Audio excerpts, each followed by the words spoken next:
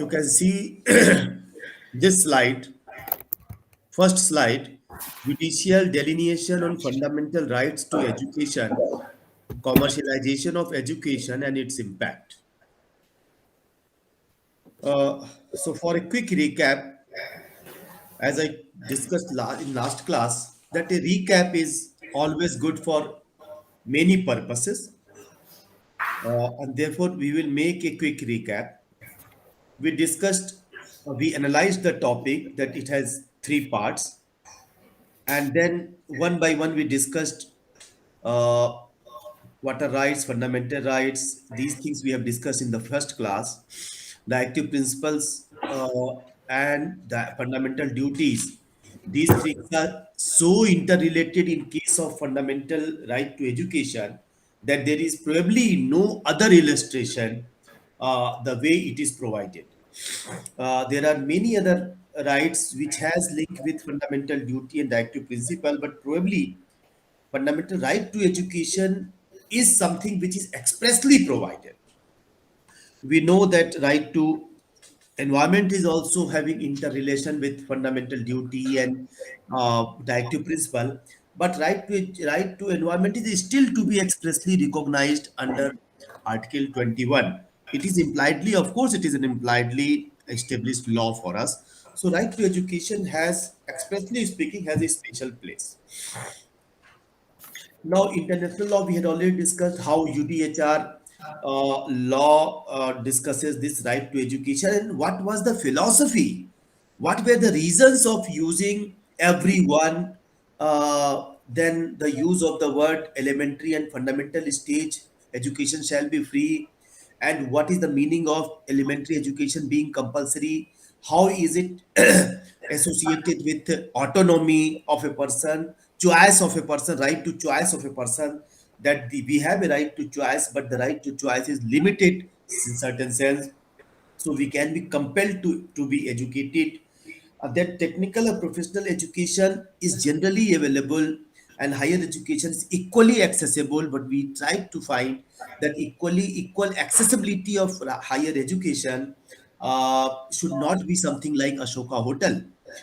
uh, then education is not limited to some special type of education, but it needs to go for full development. We have already discussed, and then we have tried to find SDG goal. We had already discussed this part. Then we had gone in the history of right to education, how our Constituent Assembly debate has discussed draft Article 36. Then there was some dispute as to primary education or mere education, and why means 14 years was used there. We have discussed in the last class also that there was a proposal to give entitlement of free primary education, which was removed because the nature of directive principle state policy is not entitlement, but it is a type of moral right. Of course, a constitutional duty on the part of the state, but a moral right on the part of citizen. A new point that I can add is that probably right to primary education was made a fundamental right in 2020, sorry, 2002, that in 21st century. I was just thinking that had we thought of it maybe in maybe 50s or 60s or 70s, uh, means had India been a better position, and I think that probably India would have been a better position. Of course, there would have been a burden on the state, but primary education should have been given a fundamental right status probably 20 years before 2002. So we would have been in a better position. People could go to the courts, enforce their fundamental right, because 2002 fundamental right to primary education or fundamental right to education up to 14 years of age, 6 to 14 years of age, followed by 2009 Act, has a great impact. There is great change at the level of class 6 to 14, which we can see in 21st century, which was not witnessed in last century. So I think that we have probably missed this journey, and we should have done it earlier. Either court should have done it earlier, maybe 1993 it was already done. 1993 it was already done in Unni Krishnan case, but the law should have been passed maybe far more earlier. This is my view, that probably it would have helped us very much. Then we have found that the fundamental right to education is, of course, recognized under 21 capital A, but then we find that there are many other provisions that deal with educational right, directly or indirectly. So, right to education finds place in significant provisions of the Constitution of India, not at one place but many places, not in one chapter or two chapter, but in many chapters, not in one form or two form, but in different form.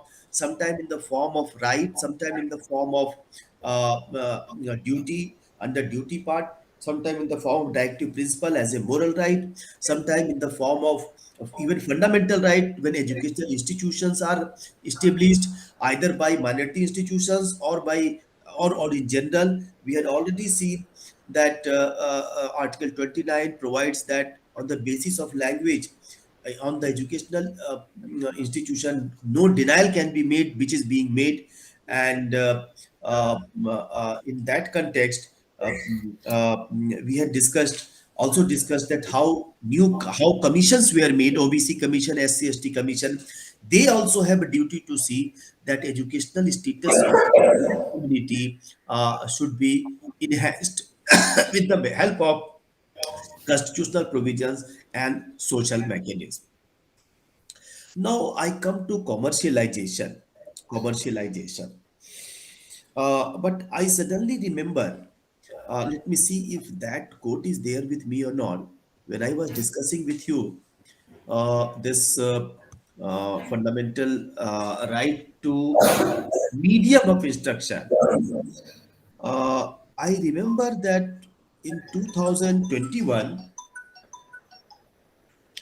in 2021, Justice Chandrachud has made a statement uh, in April in a lecture where he says that uh, that national law universities they start discrimination at the very beginning when the courses start, and they have kept English as a medium of class test, as a medium of entrance test, only English, besides English as a paper. So Justice Chandrachud lamented and criticizes this approach, and he says that it is beneficial to those people who are educated in a convent education system, and it is disadvantageous to those who do not get either convent education or good convent education system, and therefore national law university tests are indeed a type of indirect discrimination. This he made in a speech when he was delivering on inclusive growth. So, so right to medium of instructions is also a part of fundamental right to education, and in many cases the courts have held it. And maybe I think in next few years, either NLUs will change its approach or the judiciary will direct them to change their approach. Now, the second part of discussion is commercialization. So, before I move to the second part of discussion, if you have to ask any question, if you have to uh, make any point, then you can make. Otherwise, we will just move to the second part of discussion. क्योंकि आपने जो है कल class लिया हम लोगों ने, और हो सकता है आपके दिमाग में कोई ऐसा प्रश्न हो जो बाद में आया हो, और आप पूछना चाहते हो उसमें कोई नया पॉइंट हो, क्योंकि हर बार कुछ नए पॉइंट मिलते हैं, मुझे भी फायदा होता है उसका। तो अगर कोई बात हो आपको फ्रीडम ऑफ एक्सप्रेशन पे, सॉरी, राइट टू एजुकेशन पे, कोई नई बात आप पूछना चाहते हो तो आप पूछ सकते हैं। तो हम नए नए नए इशू की ओर आगे बढ़ने वाले हैं।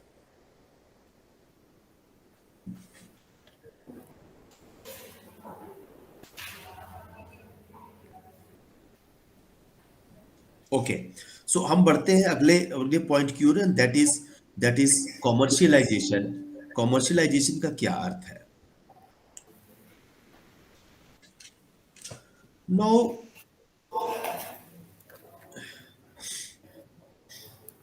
ये कॉमर्शियलाइजेशन वाली जो पीपीटी है, ये आपका स्लाइड है, आपको दिख रही होगी।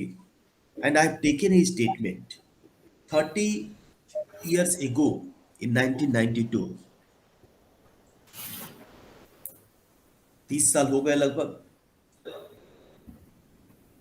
2021 चल रहा है। 1992, with the change in economic policy, the policy of higher education also had to witness a sea change. Both right and left thinkers in India predicted that the policy will make the life of common person difficult, if not doomed. Deemed universities and private educational institutions in the area of higher education found a breeding ground to flourish all over India, though some of them were educating and a few of them were distributing degrees prior to 1992. It was realized that even in the absence of new economic policy, private funding in higher education is sine qua non if India has to emerge as a knowledge society. This hard reality later on has been acknowledged by the Supreme Court of India National Knowledge Commission. This statement I have taken from one of my article, which was published in 2009 or 10 in a journal published from Gorakhpur University. You know that I had served Gorakhpur University for around maybe 11 years. So in a journal published by teachers of Gorakhpur University, we wrote on private educational institution. This was focused on higher education, but this is equally true for primary education also, secondary education also. In the area of primary education, privatization is there for last maybe many years, maybe decades. In the area of higher education, privatization came in through 1992 onward, when new economic policy was launched. So privatization of education is not a new thing for us. Of course, we may not like being a type of believers of socialism. We may not like, but our likings and dislikings uh, do not change the hard reality. So this passage has two parts. One, one says that right and left thinkers thought in 1992 that when privatization will take place, uh, life of a common person would be very difficult. So this is the first part of that. In 1990s, both, I remember, both said that when commercialization take place, LPG, that is liberalization, privatization, and globalization, when it will take place, that common mass will suffer like anything. After maybe 30 years, it is right time, at least, maybe high time to discuss whether that thinking was right or wrong. And I personally feel that the thinking was not exactly correct. Privatization has not made life of common person as miserable as it was thought of. We are aware how commercialization has helped us also. We cannot think one-sided view. Even life of common person, life of poor persons, life of middle class, life of lower class. Uh, Commercialization or new economic policy came up with ICT in computers and technology. And this computer and technology, which came up with privatization, take example of private banks. Our banks were not able to cater to the needs of many this vast mass. So many private banks have come. Of course, I understand that private banks may not serve the way government banks are serving. But then the approach of private bank to the customer was found to be better than the approach of private government sector banks. And then with the help of technology, subsidies are reaching to poor people. How was it made possible? It was made possible because of LPG policy. We had we not LPG policy, probably we would not have seen this. So it has helped poor also. It has to some extent checked corrupt practices also. Now we use social media. The social media is a product of technology, and technology in this sense is a product of commercialization. Uh, Take example again of education, especially higher education. In, in the institutes of higher education,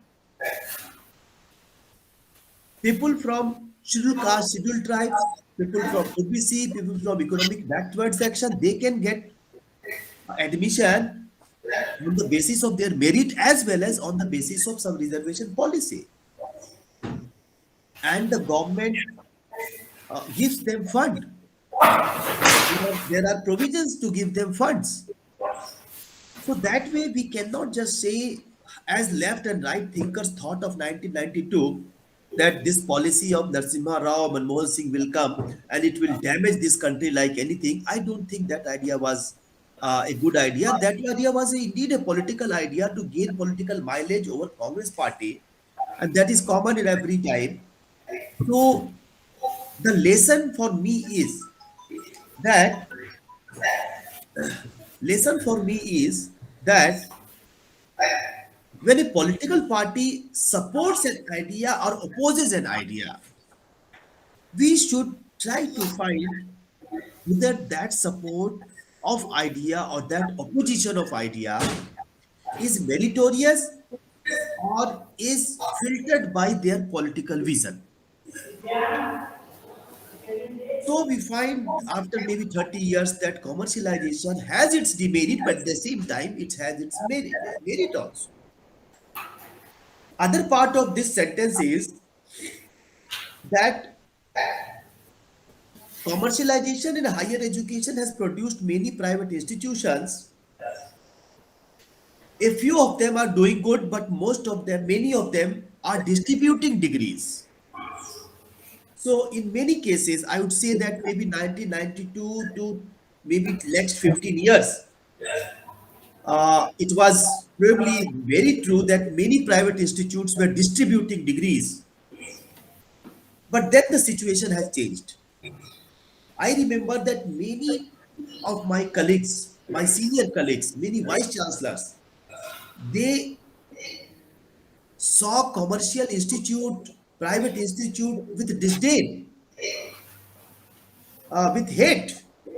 But now they are going to these institutes, sharing dais, even becoming heads and deans and vice chancellors of private universities. That indicates change in the approach.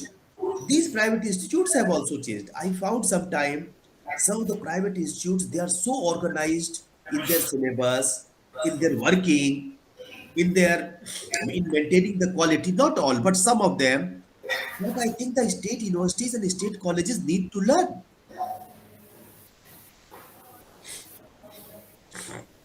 Last important point from this paragraph is that this is a hard reality. We like it or we don't like it.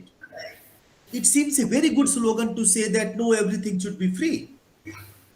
But that is not a possibility. Why? Because the Supreme Court itself has acknowledged it, and also the National Knowledge Commission. And that the cases that I'm going to discuss with you.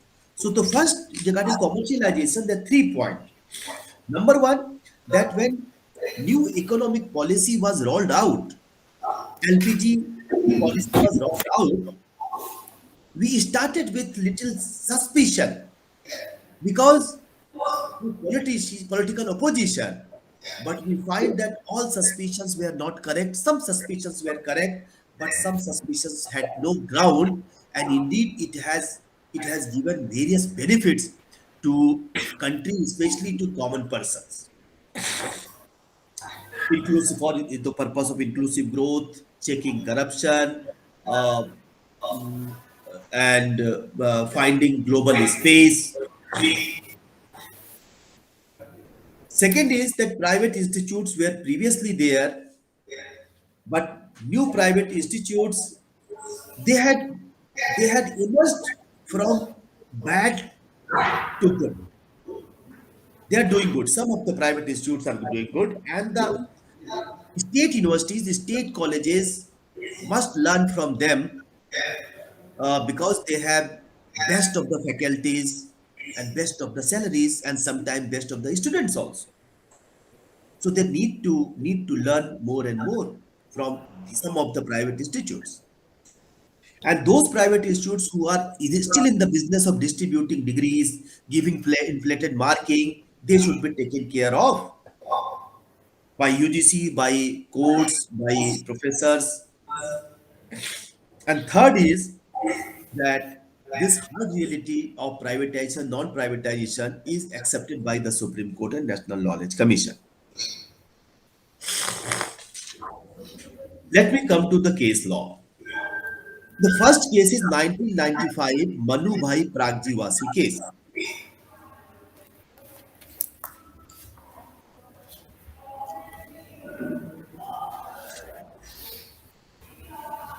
Do any one of you remember what was Manu Bhai Pragjiwasi case? By chance, in any chance that, if any chance that you have read about it, Manu Bhai Pragjiwasi case. This I will just quote from Manu Bhai Pragjiwasi case. The Supreme Court observed in Manu Bhai Pragjiwasi case 1995. In this case, professional institutes, especially LLB law institutes, wanted to get recognition from authorities, and authorities were not giving recognition on one argument or other argument.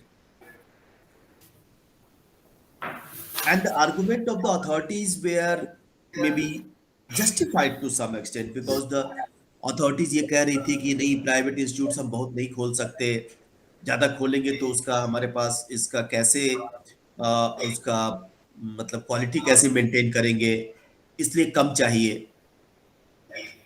Manubhai Pragjivasi case has highlighted that with the passage of time, we need more and more lawyers. The way with the passage of time, we need more and more doctors, more and more engineers. Similarly, we need more and more lawyers. With more and more lawyers, we need more and more LLB graduates, for which we need more and more law schools, law colleges. So if we stop recognition of colleges or stop opening in the name of quality, how the needs of uh, justice justice system will be fulfilled in next maybe 5 years, 10 years, or 20 years. The Supreme Court has asked the state that your concern for quality of legal education is valid, that you don't want to give private educational institutes free hand or recognition because you want to maintain quality. But tell me, how are you going to fulfill the needs of justice, education, legal education, court cases, because lawyers are required? The state had no answer. They only answered that it is better to have quality education than to have many educational institutes. And this argument seems valid. But then the Supreme Court said that why don't you yourself open the colleges in order to fulfill the needs of legal education? The state said we don't have money, we don't have resources. We know it is essential to open legal institutes, law institutes, so that LLB graduates can come in. But We cannot open schools because we don't have resources. Then the Supreme Court said that if you don't have resources and other private institutions have resources, they are willing to open, why are you not allowing it? And if your concern is the quality, you maintain quality because you have powers. Bar Council of India is a statutory body. UGC is a statutory body. Then Ministry of Higher Education is already there. They have executive powers. So why cannot you regulate the quality of education using your power? And if more power is required, you can use your other powers like legislation, like executive authorities. So if the concern is only quality, then quality can be maintained even if you give recognition to private educational institutes. So either you open private educational institutes, but if you don't have money, please allow them to run these private institutes. And the court said that the explosion in population, the vast changes brought about by scientific, technological, and other developments, an all round enlarged field of human activity reflected in modern society, demand that the service of competent persons with expertise is required in many stages and different forums or levels and should be made available. The need for continuing and well organized education is absolutely essential, reckoning the new trends in world order to meet the ever growing challenges. The professional word has been added by me. The education should be able to meet the ever growing demands of the society and should be thoroughly equipped to cater to the complexities of different situations. Specialization in different branches of the courses is necessary. The requirement is of such a great dimension that sizable or vast number of dedicated persons should be properly trained in different branches every year by providing or rendering competent and proper professional education. This is possible only if adequate number of colleges with proper infrastructure, including expertise, teachers, and staffs are established to deal with the situation in an appropriate manner. So that way, the Supreme Court has justified the need of private educational institution not in 21st century but in 20th century itself, in the last of 21st century. So we find that this need was accepted by the Supreme Court in Manubhai Pragjivasi case. Then another case is Shivaji Vishwavidyalaya versus Bharati Vidyapeeth 1999. And here also, the court has reiterated the need of a private educational institution. You cannot just keep on telling it they are private, they are bad, they are bad. You cannot say. You have power to regulate, you regulate. What happens?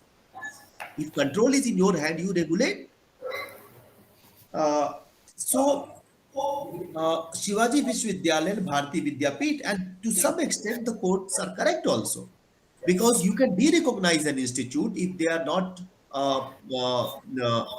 following the laws in word and spirit. You have the power to impose penalty also.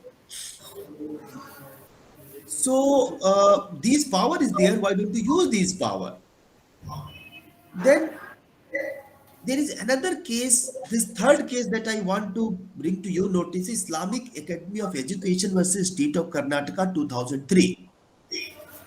This is not on private institute, but this talks about that professional education, interrelation of professional education and human rights.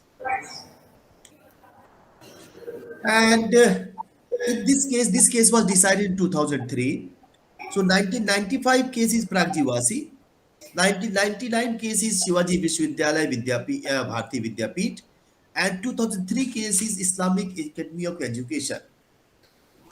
And it highlights the importance of professional education, and legal education is a professional education.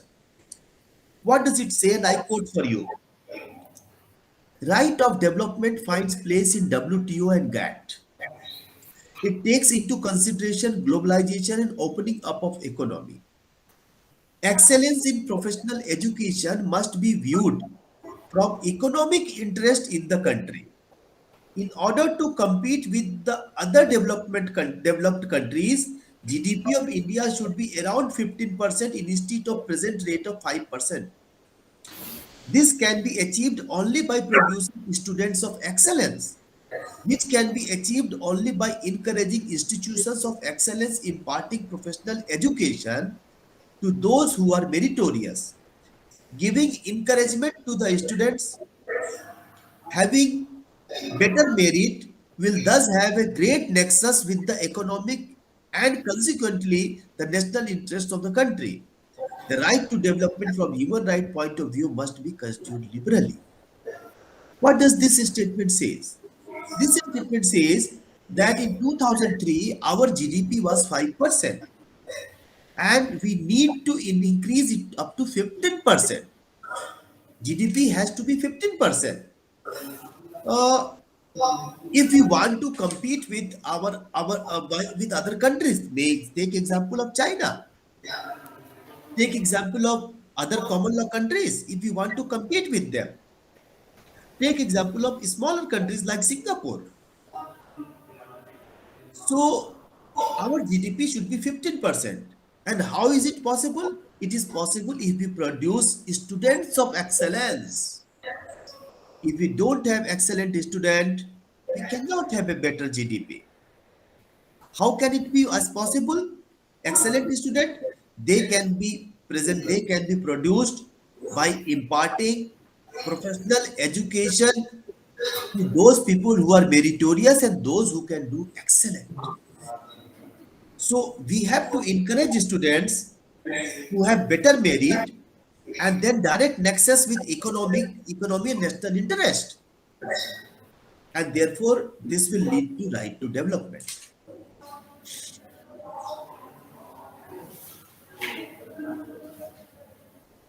So we find that the idea of self-finance courses and institution has direct link with human right and national interest. It is not that something that we keep on hating things, keep on going in the rhetoric that this higher education, this privatization is bad, privatization is bad, privatization is bad. So this is not going to help us, and therefore the courts have reiterated it in many judgments. Now, this is why commercialization? What is commercialization that we are aware that we have to pay for it? Sometimes the cost is huge that we are not able to pay, and the poor people cannot pay. But there are provisions in the government that scheduled caste, scheduled tribe, economically weaker section, OBC, some of the fees is paid by the government. Government has provided easy loan system. Of course, everything is not rosy. There are many problems, but problems are there in every new policy, and therefore we have to deal with this policy because that is the only alternative left to us. Because the state is not in a position to provide money for higher education. So this is about commercialization. Now, after this issue of commercialization, I will move to some of the discussions on Article 21A. There are three significant cases on Article 21A by the Supreme Court, all by Constitution Bench. But again, when I move to uh, these three cases, leaving commercialization aspect, if you have any point to make, if you have any question to make, because this is something higher education, privatization, higher fees, we all are facing. And means I was lucky to be taught in BHU, which was a university, state university, central university, and it is comparatively cheap. Now, even in the state universities, there are self-finance courses. Even in BHU, there are self-finance courses where 1 lakh rupees fees is there. When I was taught, I don't remember even if I paid 10,000 rupees. Maybe 2 3 thousand. I got all my education. So I'm just wondering that how people who don't have resources, don't have government funds, cannot take loan would be doing it. Now, as you are students, and so you can have some says, some experiences of commercialization.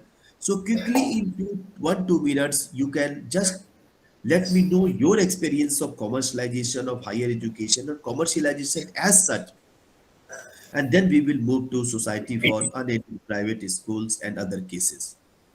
This is, I think, is something where you want to, you definitely should speak something on commercialization. Yes, your take, please. So, when we talk about commercialization, many a times it is put in much negative light कि private institute ज़्यादा fees ले रहे हैं या coaching institute for that matter in 21st century where we are living, coaching institutes have grown to be a necessary evil.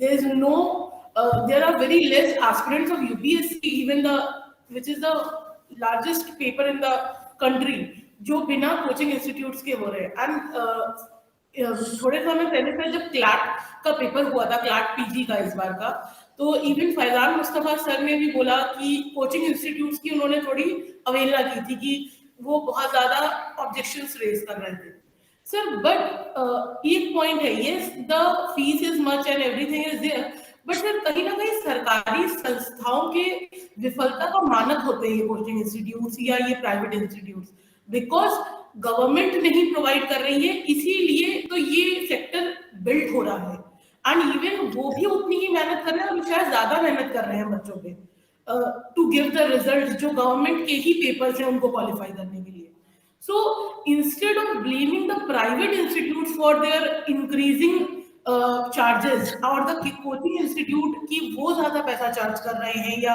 ये हो रहा है तो ये तो गवर्नमेंटल रिस्पॉन्सिबिलिटी थी जो पूरी नहीं की जा रही है तो उसको उठ के कोई और सर ये तो it is not education is no more a social institution today it has become a commercial game it was priorly a social institution जैसे मैरिज है वैसे ही एजुकेशन था कि ये सबको मिलना चाहिए और इसका पूरी सोसाइटी पे फर्क पड़ना था बट नाउ कमर्शियलाइजेशन हो रहा है because government is not making it apt for the people I think you have made a brilliant point. It is thought provoking. That I think you have made two very significant points which needs serious consideration, and I really appreciate for this views, these views. That the one point that you are making is that commercialization, of course, is a demand of time because the government do not have resources, as the Supreme Court has rightly pointed out. Knowledge Commission has also pointed out. National Knowledge Commission 2007 has also pointed out. And I would suggest everyone to see these judgments and read these judgments, and National Knowledge Commission also, and write some papers on this uh, based on updated information. Uh, but then this is also a reflection of failure of government institutes in discharging their own responsibility. This cannot be means sidelined. This cannot be thrown or broomed inside the carpet. Just because the government has no money and therefore privatization is there, it is not complete truth. Privatization is there because the government institutes are not able to discharge their legal obligation in a manner that it is expected. So you are correct to say that if government institutes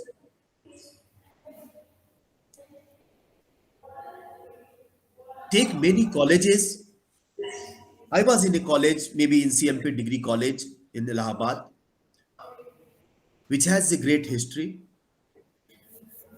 Then I came to Gorakhpur University. Now I am in ILI.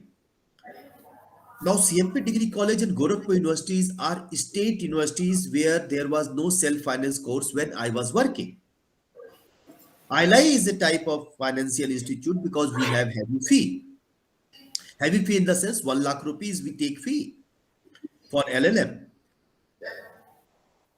But then there are other institutes where fees is still less, but given an opportunity, if someone asks me that, sir, should I study in a private university or should I study in a college in a in UP, Uttar Pradesh, law college in UP, which is charging less fee, I will probably refer them to a private university. Why? Because colleges are not able to satisfy the academic needs with best of the faculties, with best of the educational qualification, with best of the institutes there they were taught, they are not able to pass the same legacy to their own students. I'm aware of many colleges where there are very good faculty, brilliant, but the classes do not run in the fashion they should run. But the same university which has affiliated a college, in that university, in that college, private colleges, classes are running. Teachers are getting half of the salary. Students are coming regularly. Classes are going on. So that is means that I think a very good point has been made that privatization is also a result of, to some extent, failure of government institutes to discharge their obligation. So in many colleges which have which don't have huge fees, students are going. If they take class with all spirit, and if the institutes provide them the desired facility, probably poor persons will be at great advantages, because the poor persons who don't have enough money have no option but to go in these government institutes. And government institutes, subject to a few exceptions, are declining because there are regular complaints that classes are not going on, teachers are not able to give time, either because many of them do not have interest, subject to distinguished exceptions, or the institute administration is not providing that type of facility. Take example, have you visited some of the libraries of state universities and colleges? Libraries do not open on regular basis. They may be open only for records, but the students are not encouraged to sit in library. In library, there is no staff, or if there is a staff is engaged in some other work, maybe in politics, subject to a few exceptions. Maybe the staff is engaged in some other work. So I agree with you that uh, that privatization uh, is also a product of lack of government sector. I also wish to share that there is a solution here, that the government institutes should not only restore their dignity, their educational or honor, their quality. But I remember when I was in BHU, in the law department, there was a coaching center run by BHU itself for Yes, sir. IS examinations, Yes, sir. and this was in this coaching center, which was run by BHU. There was a general fees of, I think, 100 rupees, so that students of law can join IS coaching and go for IS examinations without paying much fees to coaching centers. So I think that model can be restored in many colleges, that now we find that the students in CLAT have to pay lakhs and lakhs rupees for IS examination. They have to pay lakhs and lakhs rupees. For judiciary, they are paying 50,000 rupees to 1 lakh rupees for coaching. The same can be done in various law institutes run by government. And BHU is one such example where it was there. And therefore, privatization is not a bad word, and coaching is also not a bad word. Coaching is a hard reality, and therefore, instead of criticizing coaching, cannot law universities, cannot center universities, cannot central institute, cannot these institutes, universities also run 1 hour or 2 hour evening classes as a coaching center for all those students who want to do coaching for IS, PCS, PCSJ, CLAT, and others on a nominal rate. On a nominal rate.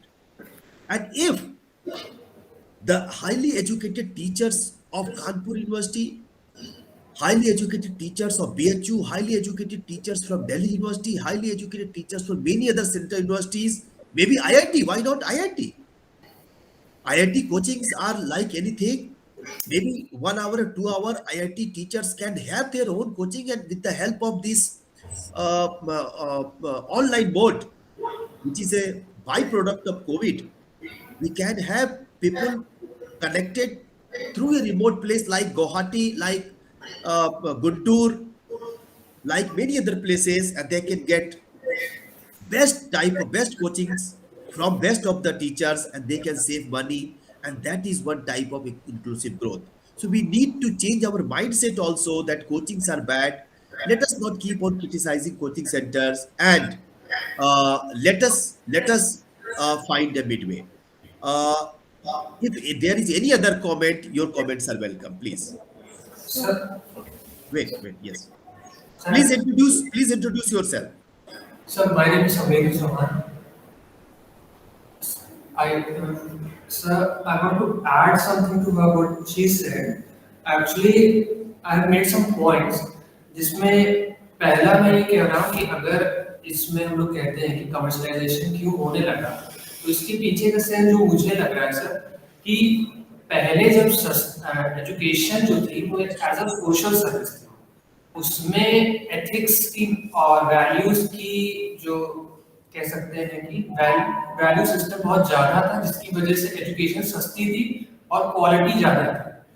तो जब independence के बाद हम लोग ने education sector को develop करना या उस पर थोड़ा ध्यान देना शुरू किया, तो उसमें दिक्कत यहाँ पे आई कि हम लोग के गवर्नमेंट सेक्टर के पास रिसोर्सेज कम होने की वजह से जो टीचर्स पहले थे, ठीक, तो उनमें उनको एक मॉनेटरी सपोर्ट जो मिलना चाहिए, जो स्टूडियस है, मेरिटोरियस है, उनको वो मॉनेटरी सपोर्ट ना मिलने की वजह से उनकी जो जनरेशन है वो चले गए बाहर पढ़ने या ऐसी एजुकेशन इंस्टीट्यूट्स में जिससे कि ब्रेन ड्रेन थ्योरी हम लोग जिसको आजकल कहते हैं। अब due to the degenerating sense of values among teachers and due to them being more materialistic rather than doing a social service, this brain drain of our valuable brains of the country happened.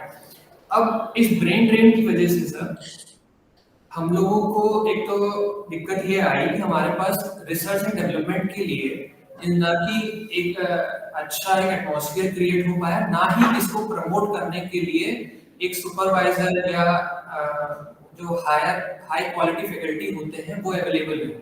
इसलिए हम लोग के यहाँ R&D पे बहुत ही कम या minimalistic काम हुआ, और जब इस चीज पे काम नहीं हो रहा था गवर्नमेंट का ध्यान भी उसमें नहीं गया, जिसकी वजह से हम लोग का R&D सेल या R&D के मामले में इंडिया सबसे पिछड़ा है, और हम लोग ज्यादा से ज्यादा इनिशिएटिव या रेफरेंसेस फॉरेन नेशंस का ही लेते हैं या उन्हीं का ठीक है एक तरह से ऑथेंटिकेशन मानते हैं।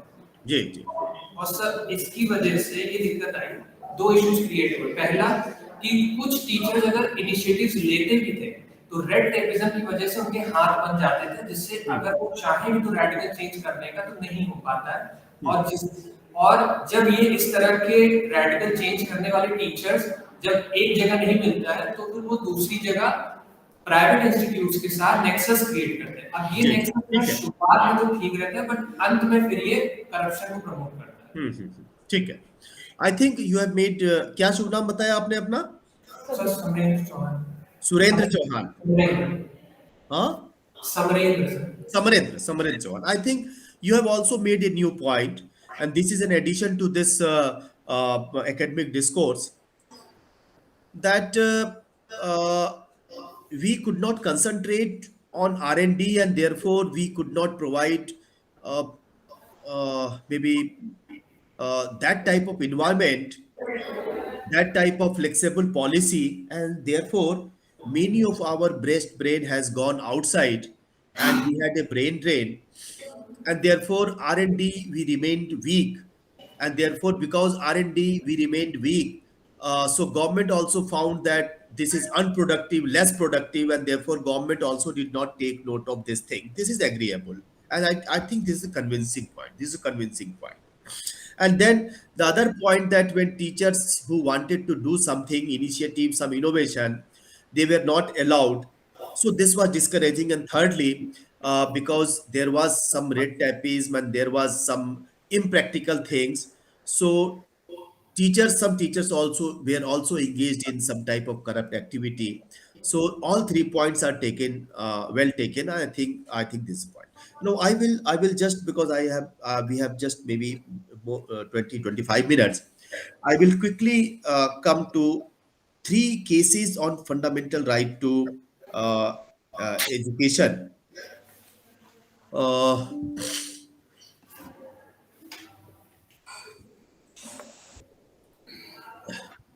Now, there are various cases. I am not telling that there are only 3 cases.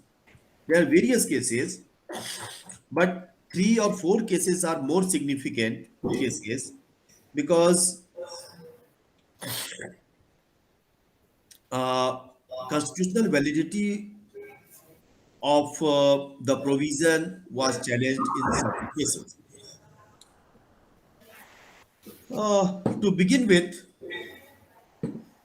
Pramati Educational and Cultural Trust versus Union of India 2014. And in Pramati, Pramati, you can see the slide that Pramati word is written. All cases are in the slide. There is no special slide for one case. In Pramati Educational and Cultural Trust, the issue was, and you can write down the issue was whether there is any conflict between Article 19(1)(g), Article 31, 30 Clause 1, and Article 21 Clause capital A. What was the issue? Issue was, is there any conflict between Article 19(1)(g), that is profession, occupation, trade, business as a fundamental right subject to restriction. Then Article 30 Clause 1, and then Article 21 capital A, fundamental right to education. क्या इनके बीच में कोई conflict है? And it was argued that 21A is violative of basic feature theory. What was the argument? Argument was that 21A violated basic feature theory, and the constitutional amendment, not only this constitutional amendment, but constitutional amendment made under Article 15(5), that also violated basic feature of the constitution. We have 93rd amendment in 2005, which inserted Article 15 Clause 5, which dealt with private institution. और आप चाहे तो article 15 clause 5 खोल लें और देख लें क्या है। यही टेक्नोलॉजी का फायदा है, आपके हाथ में टेक्नोलॉजी है, तुरंत आप मोबाइल पे सर्च कर सकते हैं। And I always in my classes in ILI also, I always encourage to come with laptop or maybe mobile phone and keep it open. So Article 15 Clause 5 93rd Amendment 2005 में insert किया गया।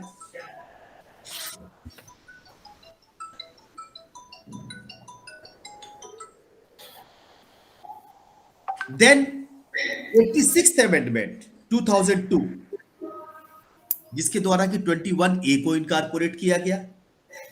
इस दोनों amendment को challenge किया गया कि ये basic feature of the constitution का उल्लंघन करता है।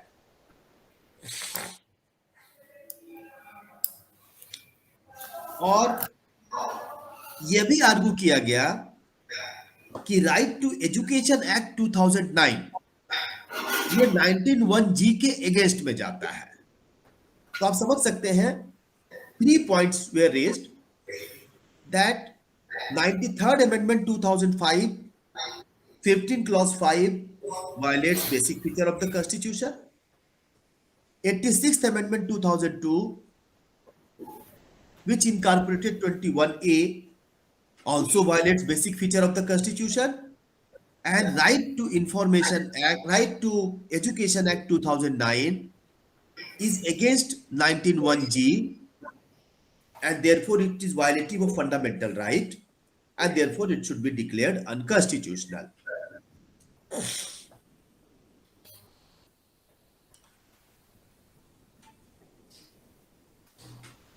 The court held that no, it does not violate. It does not violate basic feature of the Constitution. और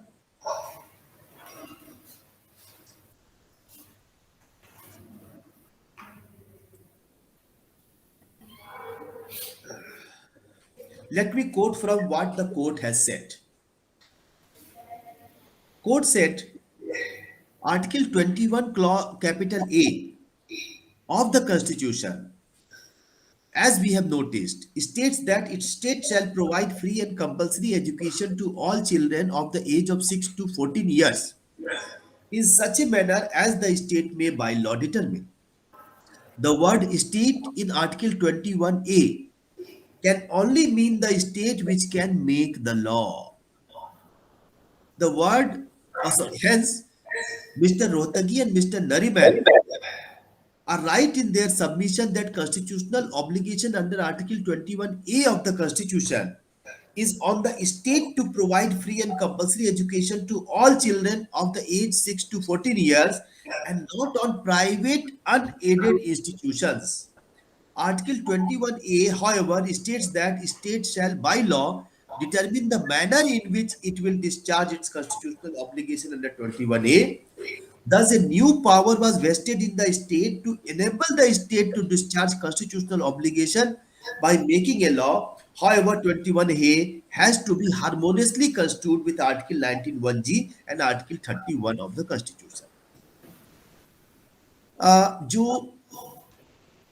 तो कोर्ट ने कहा कि ये नया पावर हमको देता है. Of course, it cannot be made compulsory so far as private aided institutions are concerned because it is the state responsibility. But private aided institutions के कंटेक्स्ट में हम मैनर्स डिसाइड कर सकते हैं कि हाँ वहां भी रिजर्वेशन पॉलिसी लागू होगी. The court concluded on the issue that we do not find anything in Article 21A which conflicts with either the right to private unaided schools under 19(1)(g) or the right of minority schools under Article 31A of 30 Clause 1 of the Constitution. But the law made under Article 21A may affect these rights under Article 19(1)(g) and 30 Clause 1. The law made by the state to provide free and compulsory education to the children of the age of 6 to 14 years should not therefore be such as to abrogate the right of unaided private educational schools under Article 19(1)(g) of the Constitution or the right of the minority schools, aided or unaided, under Article 31 of the Constitution. तो इस clause में, इस statement में, इस paragraph में court ने ये बात कही। इसके पहले के पैराग्राफ में कोर्ट ने बात कही कि ये ड्यूटी स्टेट की है, ड्यूटी प्राइवेट इंस्टीट्यूट्स की नहीं है, पहले ये समझना है। तो प्राइवेट इंस्टीट्यूट से हम वही चीज एक्सपेक्ट नहीं कर सकते जो स्टेट से एक्सपेक्ट कर सकते हैं। तो इसलिए दोनों को बराबर नहीं ट्रीट करना है। जो प्राइवेट इंस्टीट्यूट्स हैं जिनके पास कोई एड नहीं है, और जो प्राइवेट इंस्टीट्यूट है जिनके पास एड है, या जो गवर्नमेंट इंस्टीट्यूट्स है जिनके पास एड है, दोनों को हम एक ही तराजू में नहीं तौल सकते। इसलिए जो अनएडेड इंस्टीट्यूट है उनके ऊपर हम पूरी तरह से लागू नहीं करेंगे। लेकिन ये मतलब नहीं कि आरटीई लागू नहीं होगा, 21A लागू नहीं होगा, होगा, लेकिन उस तरह से लागू नहीं होगा कि सबको हम बराबर ही ट्रीट करेंगे, नहीं ट्रीट कर सकते, क्योंकि उनको कोई गवर्नमेंट से एड नहीं मिल रही है, वो स्टेट नहीं है, स्टेट के अंदर नहीं आते हैं। लेकिन फिर भी उन्होंने कहा कि हम हार्मोनियस कंस्ट्रक्शन करेंगे 21A, 19(1)(g) और 31 का। और जो लॉ है 21A, जो right of private unaided schools के जो राइट्स है 19(1)(g) में, profession, occupation, trade and business चलाने का, या माइनॉरिटी के जो राइट्स है अंडर 31 में, उनके साथ ये कॉन्फ्लिक्ट में नहीं है। ऐसा नहीं है कि कॉन्फ्लिक्ट में है, ये कोई कॉन्फ्लिक्ट उनके बीच में नहीं है 21A, 19(1)(g) और 31 के बीच में। लेकिन उनका इम्पैक्ट पड़ रहा है, उनका इम्पैक्ट पड़ रहा है। Then the Constitution Bench held as under.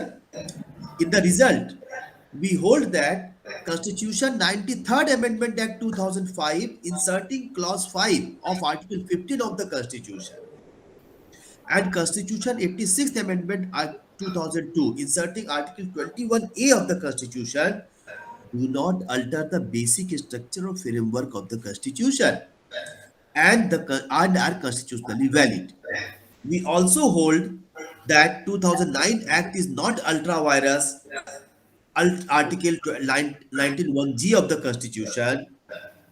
We, however, hold that 2009 Act, insofar as it applies to minority schools, aided or unaided, covered under 30 clause 1 of the Constitution, is ultra vires of the Constitution. Ultra vires the Constitution. तो court ने दो बातें साफ साफ कह दी।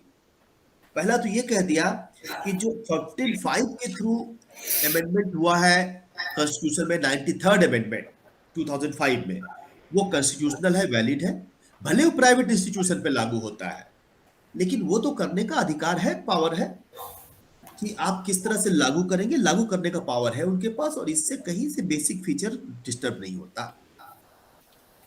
दूसरा कि constitution का जो 86th अमेंडमेंट है 2002, जिसके थ्रू 21A को इनकॉर्पोरेट किया गया, इस अमेंडमेंट से भी basic feature of the constitution या basic framework of the constitution violate नहीं होता, इसलिए दोनों वैलिड है। और इसके कारण उन्होंने कहा, इसके साथ साथ उन्होंने कहा कि जो 2009 का एक्ट है वो भी कॉन्स्टिट्यूशनल है और 19(1)(g) का वायलेशन नहीं करता। लेकिन छोटा सा हिस्सा उसका 2009 एक्ट का वायलेट करता है, क्योंकि वो माइनॉरिटी स्कूल्स पे भी अप्लाई हो रहा है, चाहे एडेड हो चाहे अनएडेड हो, और उनके ऊपर हम अप्लाई नहीं कर सकते, क्योंकि उनको ये स्वतंत्रता दी गई है कि वो अपने इंस्टीट्यूट का एडमिनिस्ट्रेशन को अपने तरीके से कर सकते हैं, और उस पर गवर्नमेंट की इंटरफेरेंस करने से माइनॉरिटी स्कूल की जो स्वतंत्रता दी गई है 30 क्लास 1 में, वह स्वतंत्रता उनकी खत्म हो जाएगी। तो हम ये पाते हैं कि जो पहला ये जो इंपॉर्टेंट केस है प्रामति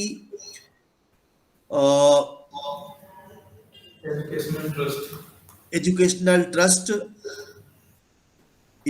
cultural trust versus Union of India, इसने दो तीन चीजें स्टेब्लिश कर दी।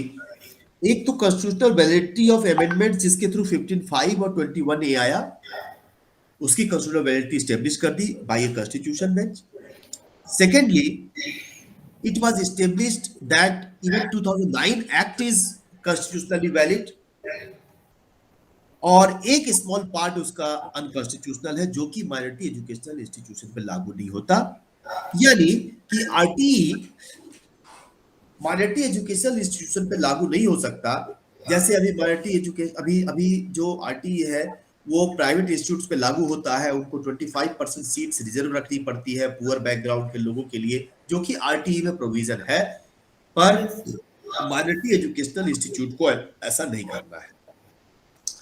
Now, I think this part of judgment, to if you seek my comment, I would say that this part of judgment has, in a sense, uh, shown unnecessary protection to minority educational institutes. 25% reservation जो दिया गया है RTE में, या कुछ और जो प्रावधान किया गया है, वो प्रावधान मेनली गरीब लोगों के लिए है. राइट टू एजुकेशन एक्ट आखिर किसको बेनिफिट कर रहा है? हमारे बच्चे को राइट टू एजुकेशन एक्ट की क्या जरूरत है? वो तो बहुत अच्छे इंस्टीट्यूट में पढ़ रहा है, 10,000 रुपये महीना उसको पे कर सकते हैं. और हमारे घर में अधिकांश लोग जो है, हमारे जो यहाँ हाउस में है, उनके घर में भी शायद ही कोई बच्चा हो जो किसी गवर्नमेंट इंस्टीट्यूट में पढ़ रहा हो, शायद ही कोई. उसका रीजन सेम है जो अभी आप लोगों ने रेज किया है बहुत राइटली, क्योंकि क्वालिटी को लेके हम इतने वरीड हैं कि हम जो है जरूरत पड़ने पर कुछ पैसा जो है अलग से लोन लेकर भी हम बच्चों को पढ़ा रहे हैं. हमारी जो डोमेस्टिक सर्वेंट है वह भी अपने बच्चे को प्राइवेट इंस्टीट्यूट में पढ़ा रही है. सरकारी स्कूल है लेकिन नहीं पढ़ा रही है. सरकारी स्कूल में फ्री है, सरकारी स्कूल में जो है कॉपी किताब मिल रही है, सरकारी स्कूल में खाना मिल रहा है, नहीं पढ़ा रहे हैं वहां पे. क्यों? क्योंकि सरकारी स्कूलों पर अभी इतना ट्रस्ट नहीं हुआ है. दिल्ली के सरकारी स्कूलों में केजरीवाल की गवर्नमेंट ने कुछ चेंज लाए हैं और जो बहुत ही प्रेज वर्दी है, और उसके कारण प्राइवेट इंस्टीट्यूट्स के साथ उनका कंपटीशन हो रहा है. और इसी अप्रोच को, इसी मॉडल को सारे देश में हमको अपनाने का प्रयास करना चाहिए. लेकिन अभी भी ये right to education act actually उनको उनको फायदा दे रहा है जो पुअर लोग हैं. तो 25% सीट्स जो है माइनॉरिटी एजुकेशनल इंस्टीट्यूशन में किसके लिए रिजर्व की गई है? गरीब लोगों के लिए. तो गरीब लोगों के लिए की गई है, तो वो तो ये जो जजमेंट है ये वास्तव में एक एंटी पुअर जजमेंट है. मैं कहूंगा this judgment is an anti poor judgment and it has developed a protectionist regime which was not required at all. अगर यहाँ पर 25% रिजर्वेशन लागू हो जाता तो उनका स्ट्रक्चर कहीं से डिस्टर्ब नहीं होता मेरी दृष्टि में, उनका माइनॉरिटी स्टेटस बना रहता. ठीक है, लेकिन ये जजमेंट मैं समझता हूं कि ये जो पार्ट ऑफ जजमेंट है जिसमें कि माइनॉरिटी एडेड इंस्टीट्यूशन या अनएडेड इंस्टीट्यूशन पे आरटी लागू ही नहीं होगा, ये थोड़ा सा जो है पुअर लोगों के प्रति अन्याय है. उसका ये भी कारण है कि बहुत सारे माइनॉरिटी एजुकेशनल इंस्टीट्यूशन है जो कि एजुकेशन सेक्टर में अच्छा काम कर रहे हैं, और लोग अगर एजुकेशन सेक्टर में एडमिशन देना चाहते हैं तो इन्हीं इंस्टीट्यूट्स में देना चाहते हैं, और हमने उनको कॉन्स्टिट्यूशन के थ्रू, सुप्रीम कोर्ट जजमेंट के थ्रू वंचित कर दिया है. तो we are indeed serving the needs of elite people, serving the needs of requirement of indeed those who are haves, not have-nots. So that's why I think this is a part of small criticism which I have written in Annual Survey of Indian Law in 2014, जिसमें मैंने अपनी critic present की है इस case की under the clause, under the title state interpretation of statutes. Next important case जो मैं discuss करना चाहता हूँ आपसे, वो है state of Karnataka versus associated management of primary and secondary schools. इस केस में तीन इश्यूज थे इस केस में. State of Karnataka versus associated management of primary and secondary schools. पहला ये था कि whether right to choose the medium of instruction in class 1 to 4 of a school is a fundamental right under 19(1)(a), 19(1)(g), 26, 29, 30 clause 1. आपसे last class में मैंने चर्चा किया था कि fundamental right to education is not limited to 21(a) only, but it is indeed spread over other rights, all other fundamental rights. तो ये question यहाँ रेज हुआ है कि with the right to choose medium of instruction 91(a) में है कि नहीं, 91(g) में है कि नहीं. Medium of instruction is a part of right to education. Second clause ये था सेकंड क्वेश्चन ये था, whether clauses of order dated 1994 of government of Karnataka are ultra virus. Government of Karnataka ने कर दिया था कि जो प्राइमरी एजुकेशन है वहां पर कन्नड़ भाषा में पढ़ना अनिवार्य होगा, प्राइमरी एजुकेशन में मदर टंग में पढ़ना अनिवार्य होगा। और तीसरा क्वेश्चन ये था कि can article 350A be interpreted in such a manner to infringe fundamental right under 19(1) and Article 30 Clause 1? क्या 350A जो है वो फंडामेंटल राइट के साथ उसका कोई कंफ्लिक्ट है? ये तीन क्वेश्चन थे हमारे पास। 350A जो है, अगर आप अपना क्विकली अगर आप देखेंगे अपने मोबाइल फोन पे या अपने लैपटॉप पे आप क्विकली देख ले, तो वो कहता है it shall be endeavor of every state and of every local authority within the state to provide adequate facility for instruction in mother tongue at the primary stage of education to children belonging to linguistic minority groups, and the president may issue such directions to any state as he considers necessary or proper for securing provisions of such facilities. ये provision करता है कि mother tongue में education देना state की duty बनती है।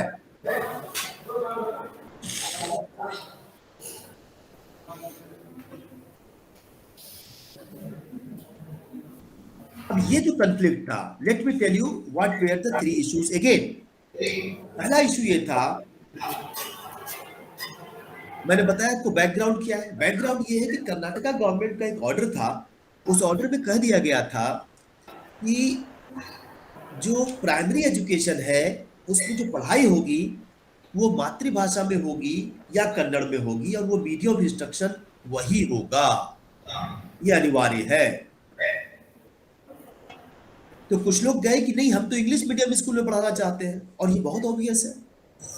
चाहे हम लाख इसकी बात करें कि हिंदी हमारी देश की भाषा है, हमें हिंदी में पढ़ना चाहिए, या कहीं और बंगाल में चले जाए, या कन्नड़ में चले, कर्नाटक में चले जाए, या केरल में चले जाए, या असम में चले जाए, चाहे लाख हम अटैच्ड हो अपनी भाषा से, लेकिन इसके बाद भी जब फ्यूचर की बात आती है तो अभी भी हमारी मेंटेलिटी भी ऐसी है और सिचुएशंस भी ऐसी हैं। Social situations, political situations, legal situations, educational situations ऐसे हैं कि वी नो दैट कि फ्यूचर जो है वो अभी भी जो है इंग्लिश एजुकेशन के साथ है, और इसलिए हम चाहते हैं कि बच्चे हमारे इंग्लिश मीडियम स्कूल में पढ़ें। और इसलिए वो गार्जियन अगर चाहते थे कि उनके बच्चे इंग्लिश मीडियम स्कूल में पढ़े तो कोई आश्चर्य की बात नहीं है, क्योंकि यूपी में तो बच्चा पढ़ सकता है। यूपी में तो है कोई ऐसा कंपल्सन नहीं है कि आपको हिंदी में ही पढ़ना पड़ेगा, मीडियम इंस्ट्रक्शन हिंदी होगा। आप चाहे तो बच्चे को इंग्लिश मीडियम स्कूल में डालिए। मेरे बच्चा जो है अभी क्लास 3-4 में है, और वो साइंस तो छोड़ दीजिए, जो और जो विषय है हिंदी के अलावा सारे विषय वो अंग्रेजी में ही पढ़ता है, क्लास 2 में है, ठीक है। और वो सब्जियों के नाम अंग्रेजी में जानता है, हिंदी में नाम उसको नहीं पता। मैं तो समझ नहीं पाता हूँ कभी कभी कि आखिर सब्जियों के नाम को अंग्रेजी में इतना जानने की जरूरत क्या है। बाहर आप सब्जी लेने जाएंगे तो क्या वो सब्जी वाला उस अंग्रेजी के नाम को जानता है? तो ये उसकी नीड क्या है? हम तो नीड पे नहीं जा रहे हैं। जाकर हम बोलते हैं कभी कभी कि हमें बीट रूट दे दीजिए, तो ठीक है, अब तो कई सब्जी वाले जान गए, पर बहुत सारे लोग नहीं जानते। कुकुम्बर दे दीजिए। अब भाई हम पढ़ाते क्यों हैं? अंग्रेज इंग्लैंड में इसलिए पढ़ाते हैं क्योंकि वहां जो सब्जी बेचने वाला है वो कुकुम्बर ही जानता है, बीट रूट ही जानता है। हमारे यहाँ तो वो चुकंदर जानता है, आलू जानता है, खीरा जानता है, पर हम तो अंधभक्तों की तरह अंधानुकरण कर रहे हैं वेस्ट का। आंखों में पट्टी बंधी है हमारे, तो हम अंग्रेजी में ही पढ़ाएंगे, और अंग्रेजी में पढ़ाएंगे, और सिस्टम भी इस तरह का है। परीक्षा में भी ऐसी चीजें पूछी जाएंगी, अंग्रेजी पूछे जाएंगे, और आप पीछे रह जाएंगे। तो कौन गार्जियन चाहेगा कि उनके बच्चे पीछे रह जाए? इसलिए उन्होंने चैलेंज किया कि भाई अगर हम यूपी में होंगे तो हमारा बच्चा तो इंग्लिश में पढ़ेगा, और कर्नाटका में होंगे तो हमारा बच्चा कन्नड़ में पढ़ेगा, तो हमारा बच्चा तो पिछड़ जाएगा। वो कैसे आईआईटी क्वालिफाई करेगा, आईआईएम कैसे क्वालिफाई करेगा, आईएलआई कैसे क्वालिफाई करेगा, वो सेंट्रल यूनिवर्सिटी कैसे क्वालिफाई करेगा, आईएएस कैसे क्वालिफाई करेगा, पीसीएसजे कैसे क्वालिफाई करेगा? क्योंकि इसमें भी कई चीजें जो है अंग्रेजी में होती है, अंग्रेजी क्वालिफाइंग एग्जामिनेशन से कई जगह पर, आईएएस को ही ले लीजिए आप, आईएलआई के टेस्ट अंग्रेजी में होते हैं, सेंट्रल यूनिवर्सिटीज के टेस्ट इंग्लिश में होते हैं। तो ये उनके मन की भाव थी जो कि बिल्कुल सही थे, और इसलिए उन्होंने चैलेंज किया, कहा कि ये मेरा फंडामेंटल राइट है कि मेरे बच्चे जो है उस मीडियम में पढ़े जिसमें हम चाहते हैं, ना कि उस मीडियम में पढ़े जिसमें कि स्टेट चाहता है। और इसलिए कर्नाटक का जो ऑर्डर है ये अल्ट्रा वायरस है।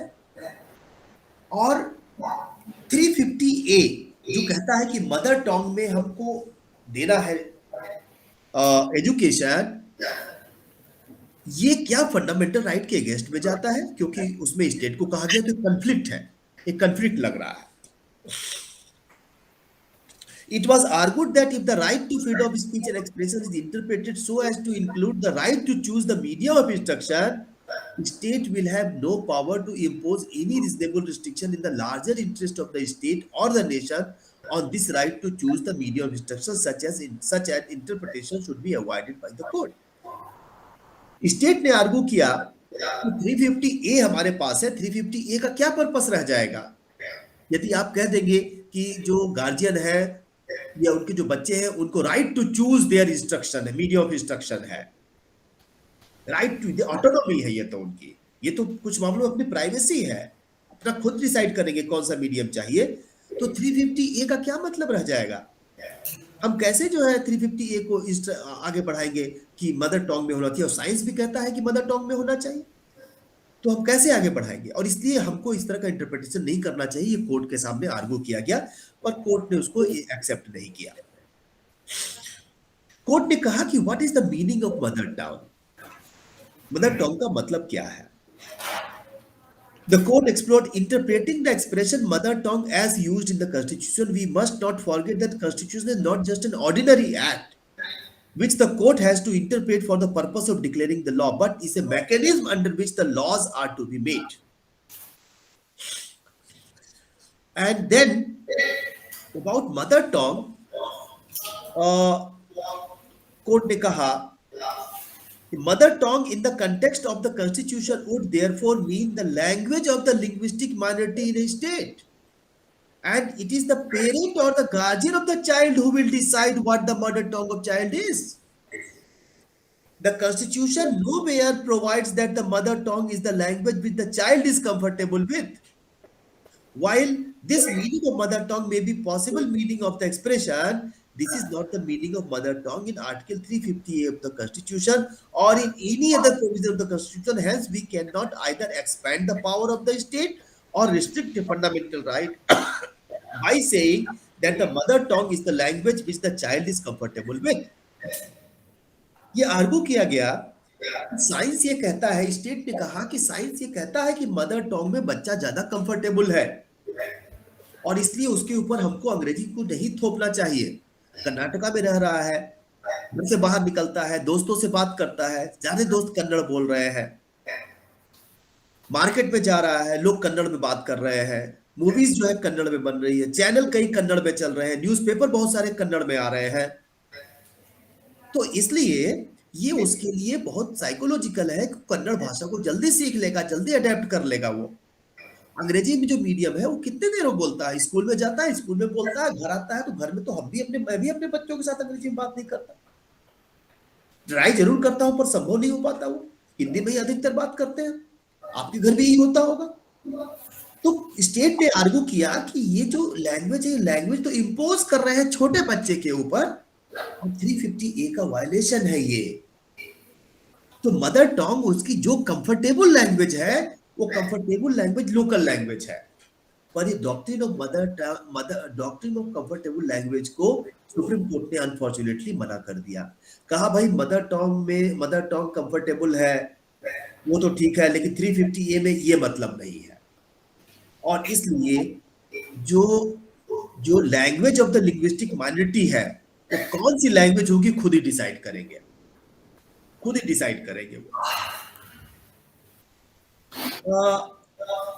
फिर उन्होंने बहुत सारे केसेस लिए, टीएमए पई का केस लेकर डिस्कस किया कि जो एजुकेशनल इंस्टीट्यूट है उनको खुद ही अधिकार है कि वो किस तरह के मीडियम ऑफ अपना एजुकेशन रखें, क्योंकि जो लॉ था कर्नाटक का वो कहता था कि आपको अगर आपने स्कूल खोला है तो आपको कन्नड़ में ही पढ़ाना पड़ेगा एसेंशियली। तो इन इंस्टीट्यूट ने कहा कि भाई कन्नड़ में क्यों पढ़ाएं, हमारे पास तो right to choose medium of instruction है, जैसे गार्जियन के पास तो है ही, हमारे पास भी है। और अगर किसी गार्जियन को लगता है कि वो यहाँ नहीं पढ़ना चाहता तो वो जो है वो कुछ और सोचे। लेकिन गार्जियन के पास से छूट होनी चाहिए और हमारे पास भी छूट होनी चाहिए कि हम किस मीडियम में पढ़ाएंगे। और यहाँ ऑक्यूपेशन वर्ड की जो ये थी इंटरप्रिटेशन थी वो टीएमआई पई के माध्यम से कोर्ट ने किया कि thus the word occupation in article 19(1)(g) of the constitution was interpreted by the majority judgment of the court to include activity which results in imparting of knowledge to the students। मैं अब conclude कर रहा हूं, आप seeing कि 4 minute निकल गया है। 19(1) विसेस 31 के बीच में क्या कोई कंफ्लिक्ट है? However, the court said, however, unlike Article 30, Clause 1 of the Constitution, Article 19(1)(g) does not have the word choice.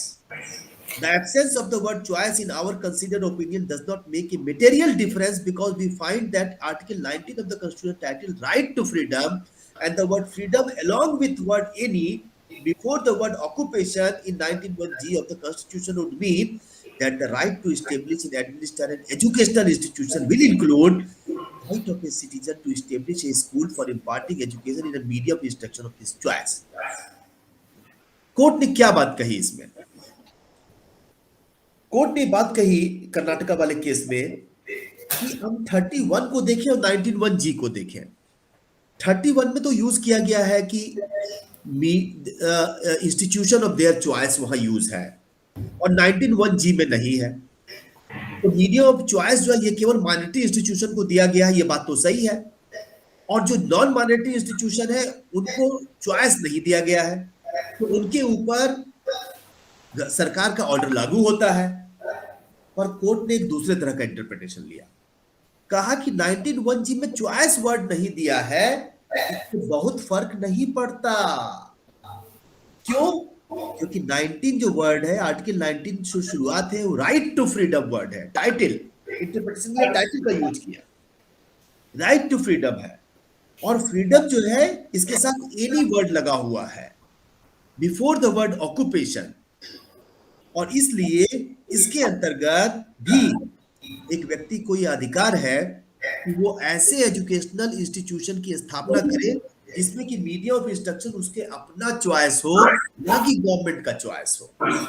तो मुझे लग रहा है कि ये भी एक जो है जजमेंट बहुत ही एक्सपेंसिव है और शायद ये जजमेंट नेशनल इंटरेस्ट में नहीं किया गया है और जरूरत से ज्यादा राइट टू चॉइस को जो है वरीयता दी गई है, जो वेस्टर्न फिलॉसफी से निकल कर आ रही है।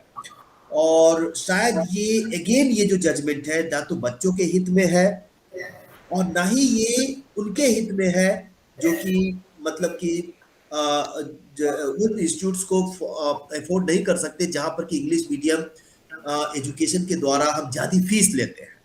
अगर इंग्लिश मीडियम इंस्टीट्यूट है तो आप ज्यादा फीस लेंगे, अगर लोकल मीडियम है, रीजनल मीडियम है, आपकी फीस ऑब्वियसली कम हो जाएगी। ये कहीं ना कहीं उनको बेनिफिट कर रहा है। कोर्ट का मतलब ये नहीं है कि उनको बेनिफिट हो, लेकिन कोर्ट का जजमेंट जो है is neither in the interest of the children nor in the interest of this country nor in the interest of policy of the government, not in the interest of Gandhian value who always fought for regional languages, Indian languages, nor in the spirit of the constitution। तो इसलिए court ने कहा ultimately we are thus of the considered opinion that a private unaided school which is not a minority school, which does not enjoy protection 29(1) and 31 can choose a medium of instruction for imparting education। ठीक है, और ये भी कहा कि 350A को हम ऐसे इंटरप्रेट नहीं कर सकते कि उसके कारण 30 क्लॉज ए में जो है राइट वो वायलेट हो जाए। अगर आप थोड़ा डिटेल में पढ़ना चाहते हो तो अगेन आप पढ़ सकते हैं इसको, annual survey of Indian law ILI से निकलता है और वो फ्रीली अवेलेबल है 2014 का annual survey of Indian law. और उसमें इंटरप्रिटेशन ऑफ इंस्टीट्यूट्स उस दौरान मैं लिखता था, अब तो मैं सोशियो इकोनॉमिक क्राइम पर लिखता हूँ, उसमें मैंने इसकी थोड़ी सी क्रिटिक की है। मैं रिक्वेस्ट करूंगा कि आप पूरा जजमेंट पढ़ें और उसकी क्रिटिक भी पढ़ें और उसकी जो स्ट्रेंथ और वीकनेसेस हो दोनों को आप मुझे अवगत कराएं. Thank you very much. I have extended 10 minutes, around 8 minutes Yes. for this. So if there are any questions, any comments, any agreement, any disagreement, you all are welcome to intervene. Thank you.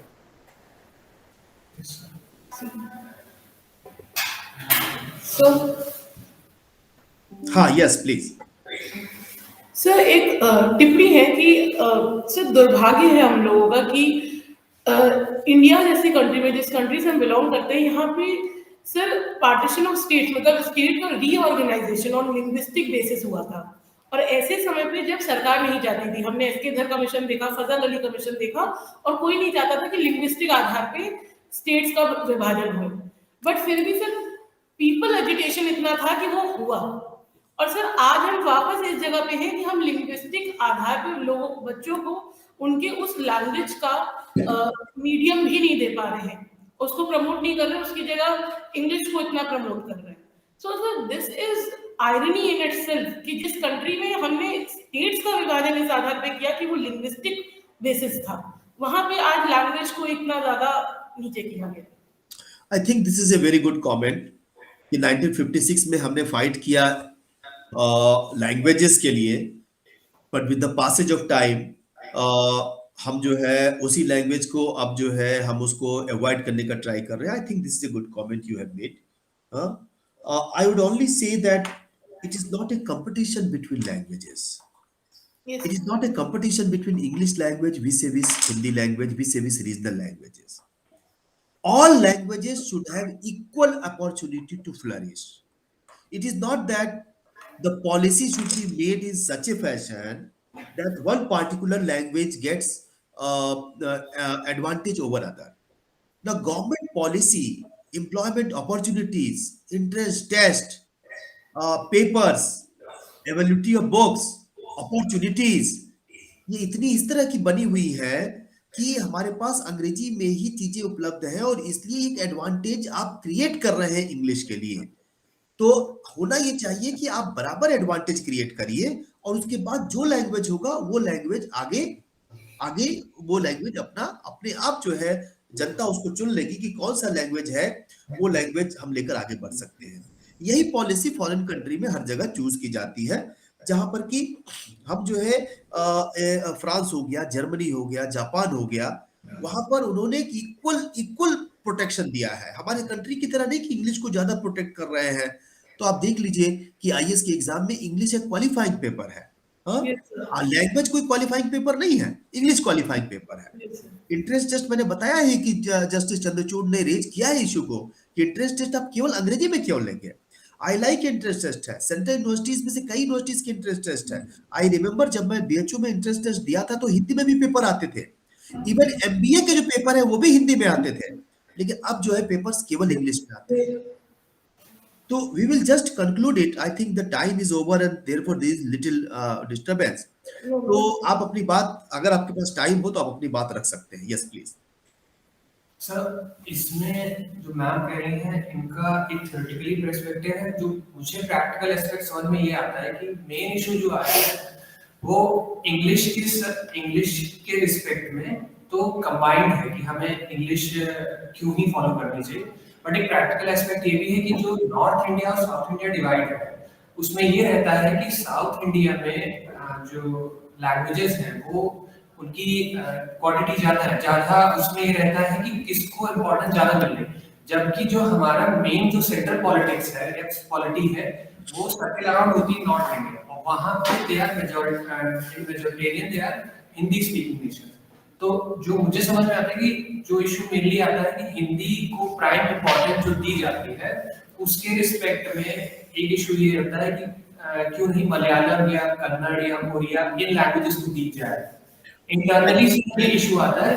Global level में तो ये रहता है कि sir हम लोग हिंदी को भी प्रमोट कर रहे हैं, बट ग्लोबली में हम लोग कन्नड़ को भी प्रमोट कर रहे हैं. Agree. I got your point. देखिए यही कारण है, मैंने पहले भी कहा कि लैंग्वेज के बीच में कंपटीशन नहीं है. ये ऑल लैंग्वेजेस इन इंडिया, चाहे हिंदी हो, चाहे मलयालम हो, चाहे तमिल हो, चाहे तेलुगु हो, चाहे पंजाबी हो, चाहे असमिया हो, चाहे बंगला हो, ये चाहे उड़िया हो, ये सभी लैंग्वेजेस नेशनल लैंग्वेजेस हैं। हिंदी की सिग्निफिकेंस इसलिए थोड़ी ज्यादा है क्योंकि इसको बड़ी संख्या में लोग बोलते हैं। और पहले भी फ्रीडम स्ट्रगल के दौरान भी महात्मा गांधी, सुभाष चंद्र बोस ने इस बात को बार बार कहा है कि हिंदी की सिग्निफिकेंस केवल इसलिए ज्यादा है क्योंकि ज्यादा लोग बोलते हैं और इजी है अंडरस्टैंड करने में। तो इसलिए इसका प्रमोशन कोई अलग से हो रहा है मुझे नहीं पता। ये तो कॉन्स्टिट्यूशन में प्रोवाइडेड है हमारे यहाँ कि हमको करना, और इसके लिए बड़ा डिबेट हुआ है। डिबेट के बाद ये चीजें स्थिर हो गई है कि किसको हमें राजभाषा बनाना है। ये कंट्रोवर्शियल डिबेट के बाद स्थिर हो गया है। इसलिए ये क्वेश्चन तो अब डिजायरेबिलिटी का क्वेश्चन तो नहीं रहा, ये तो ऑलरेडी कॉन्स्टिट्यूशन में है, हम लाइक करें अनलाइक करें। लेकिन हमारा ये कहना है कि एक पॉलिसी ऐसी बननी चाहिए जिसमें कि हम चीजों को इस तरह से नहीं करें कि किसी भाषा के लिए वो ज्यादा प्रमोशनल हो। जैसे मैंने बताया कि अभी भी स्थिति ये है कि लॉ को ले लीजिए आप, तो लॉ में जो है जजमेंट समय अंग्रेजी में आ रहे हैं, और फॉरेन कंट्री में तो ऐसा नहीं हो रहा है। क्यों इंडिया में ऐसा हो रहा है? ठीक है, तो किताबें हैं, पब्लिकेशंस हैं, इंट्रेंस टेस्ट के माध्यम है, तो हमें बराबर का जो है वो बैकग्राउंड बनाना पड़ेगा। एक तो ये पॉइंट है। दूसरा है, जैसा आपने रेज किया कि हर लैंग्वेज को प्रमोट करना चाहिए, तो न्यू एजुकेशन पॉलिसी यही बात कहती है, न्यू एजुकेशन पॉलिसी, कि हमें हर एक लैंग्वेज को प्रमोट करना है। और राजीव गांधी ने जो 3 लैंग्वेज पॉलिसी दी थी, वो पॉलिसी अगर हमने तब लागू की होती ठीक से, तो शायद आज प्रॉब्लम ऐसी नहीं रही होती। पर हम लोगों ने क्या कहते हैं, India is very good in making policy and very poor in implementing policies. New education policy यही बात कहती है कि हमको दूसरे ब्रांचेस में भी इंडियन लैंग्वेज को लागू करना है। और आपको पता होगा कि अब जो है इंजीनियरिंग के भी क्लासेस, इंजीनियरिंग की भी के बारे में सुनने को मिल रहा है कि वो डिफरेंट लैंग्वेजेस में होने लगी है। अभी मैं बताऊंगा आपको कि इंडियन लैंग्वेजेस को या हिंदी लैंग्वेज को, इंडियन लैंग्वेजेस जहां जहां है उनको कैसे लीगल एजुकेशन में लागू किया जाए। इस पर अभी एनएलयू सोनीपत ने एक कॉन्फ्रेंस की है जिसमें मैं भी गया हुआ था। तो ये बात आगे चल रही है। तो अल्टीमेटली हम कहेंगे कि राइट टू एजुकेशन जो है उसको अगर एक ड्रीम को अगर पूरा करना है from primary education to higher education, तो उसके लिए जो पॉलिसी बनी है उसको ठीक से इन्फोर्स करना होगा और सभी लैंग्वेजेस को आगे बढ़ाते हुए, और जो पॉलिसी बनी है उसको ठीक से इम्प्लीमेंट करना होगा। सुप्रीम कोर्ट के एक तो जजमेंट उसमें आड़े आ रहे हैं, हमें लगता है कि उसके लिए कॉन्स्टिट्यूशनल अमेंडमेंट करने की जरूरत है तो वो भी करें। और कोर्ट्स को भी समझना चाहिए कि they should not be elitist in nature, और अननेसेसरी चीजों को ऐसे इंप्लीमेंट नहीं करना चाहिए जिससे कि एक लैंग्वेज को वरीयता मिलती है। तो with that I want to conclude, क्योंकि 15 मिनट निकल गया आपका। Thank you very much for today, we shall meet on. Thank you so much. Thank you so much.